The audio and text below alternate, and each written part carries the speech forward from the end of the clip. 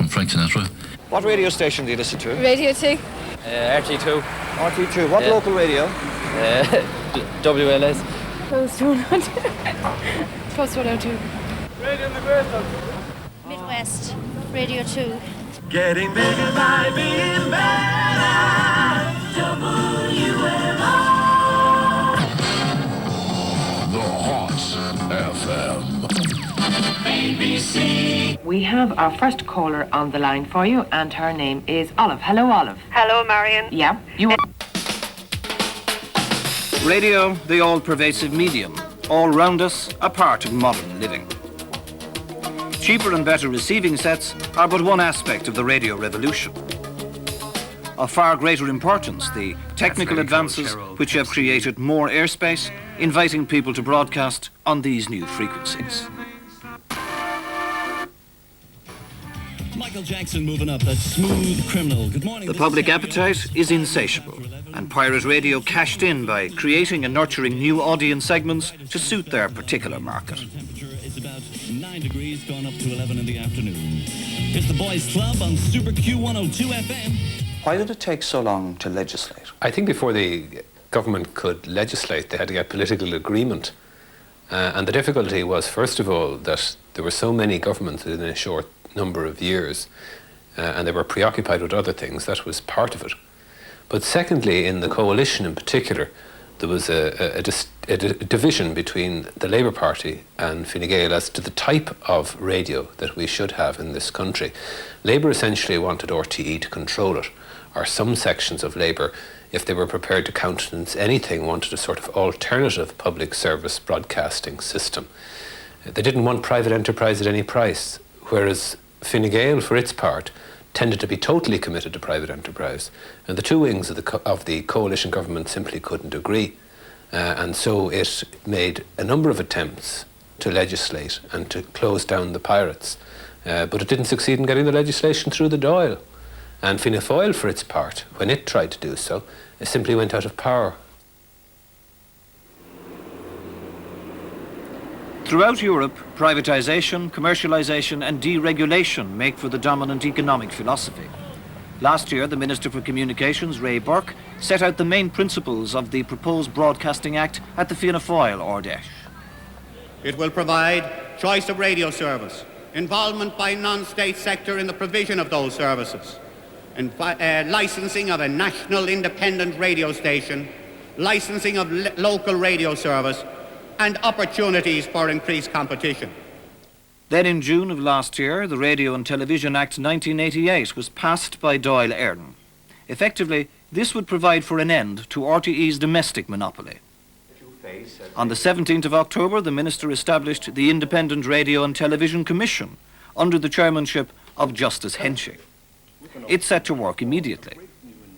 The Commission invited applications for the provision of a new national independent TV station, a new national radio service, and a whole raft of new independent local radio services. Having processed over 200 applications for the local radio franchises, the Commission has announced that 25 licences will be granted and public hearings will begin shortly to assess the applicants. The Commission is now evaluating applicants for the new TV service, and today heard submissions from the 4 competitors for the national radio franchise. Since the end of December, almost all the pirates are now off the air, and the only legal services are those provided by RTE. It's time now for the news with Barry Mescal. Along with Cork Local Radio, it's Radio na Gaeltachta, Millennium Radio, FM3, Radio 2 and Radio 1 who now hold sway. The new independent stations will radically alter the radio landscape. So what sort of service do the public want? Anything from local news, I suppose, to music, pleasant music. If anything is missing or someone is missing, all we have to do is pick up the phone and we're through straight away. If we were trying to get through to RTE or any place else, forget about it. Mainly pop music with local news. But you want a bit of variety, like. Something similar that's on maybe Radio Lemony at the moment. And maybe some of the music that's on Galtee Radio. Good news anyway, which would be important, and good music, and preferably an easy hour with nice relaxing music in the afternoon. something that, you know, when you turn it on, you know what you're going to be listening to the minute you turn it on. Pop music, charts, and, you know, all types of chart music. Local news and some more country and western music rather than pop, you know, and Irish music as well. One with a lot of music. Less commercials. Definitely. At a seminar last December at the NIHE in Glasnevin, Minister Burke spelled out the philosophy underlying the proposed changes.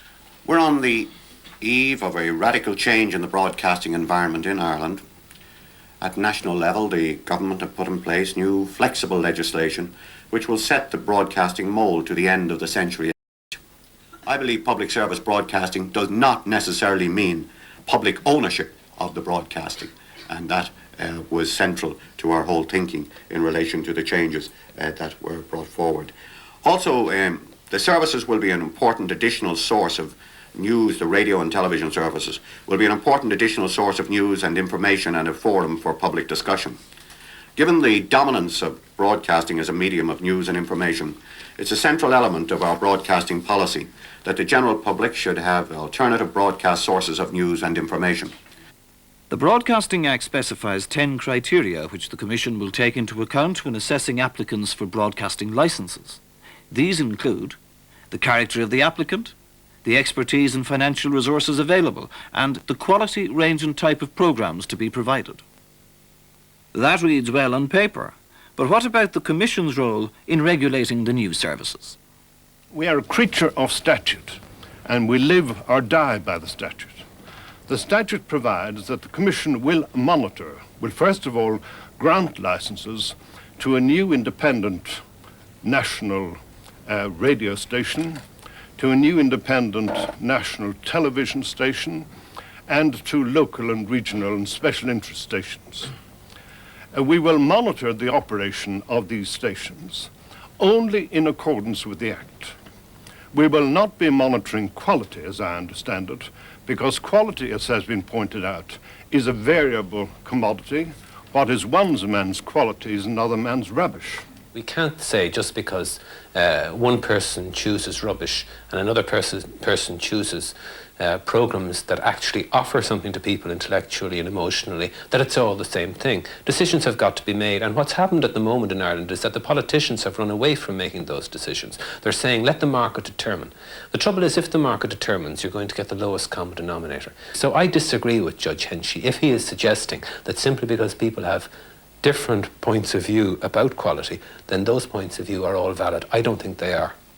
Is it your interpretation that quality is in fact, or the judgment of quality is built into the Act and could be so interpreted? Oh, I think absolutely. If the Commission chooses to set a standard of quality, they have lots of power to do so. And again, with due respects to Judge Henchy as a Supreme Court judge, I think it is very much a matter of interpretation as to whether or not one chooses to take the point of view that that Act gives people or doesn't give people on the Commission the power to enforce standards. I think it gives them plenty of power to enforce standards, and it was clear that the Oireachtas meant it to when it was passed.